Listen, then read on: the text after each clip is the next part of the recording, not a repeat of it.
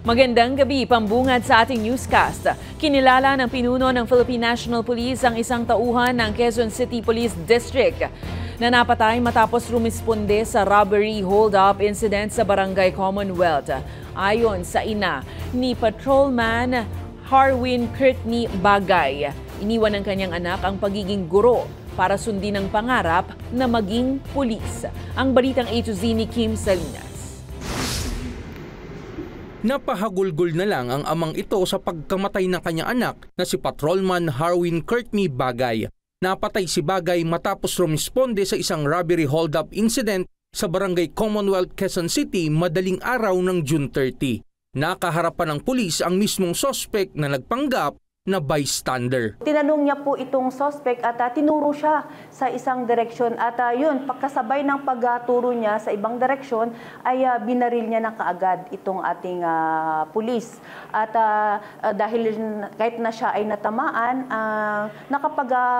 nakapagpaputok din po itong ating pulis na si Patrolman Bagay. Makikita sa CCTV na kinausap pa ng patrolman ang suspect sa pag-aakalang isa itong testigo sa insidente nang bigla na lang itong magpaputok ng baril. Nung una, sa kamay niya, ang akala niya sa kamay lang yung tama. Pero nung bandang nagnamanhid yung katawan niya, meron pala siyang tama sa kanyang balikat na tumagaw sa kanyang dibdib. Naisugod pa sa Maklang Hospital ang pulis pero binawian din ang buhay. Napatay din ang suspect matapos bumawi ng putok ng baril si Bagay at ang kabady niyang pulis. Lumuwas pa mula Kalinga ang pamilya Bagay na lubos ang paghihinagpis ngayon. It's very hard to accept pero wala na rin kaming magawa. Birthday niya noong February 2, ngayong taon lang 2025. Hindi na naman siya nakabakasyon pero sabi niya, magkita-kita na lang tayo sa Baguio. Huling birthday celebration na pala ng kanyang anak ang kanilang family outing.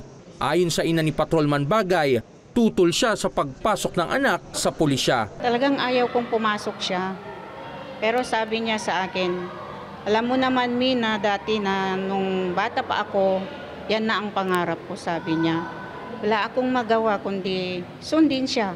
Ayun, nag-resign sa DepEd. Isa ng guro si Patrolman Bagay bago pumasok sa pulisya. Ilang taon lang na nagamit yung hirap niya sa training, lahat-lahat. Tsaka tuwing gabi parang kinakabahan ako. Parang nagpaparamdam sa akin eh. Kaya sabi ko sa kanya, if possible sana, pero hindi ko masabi. Gusto ko na siyang mag-resign. Personal na tumungo si PNP Chief General Nicolas Torre III sa burol ng pulis sa QCPD Headquarters upang makiramay at igawad ang parangal at tulong sa pamilya. Para sa Balitang A to Z, Kim Salinas.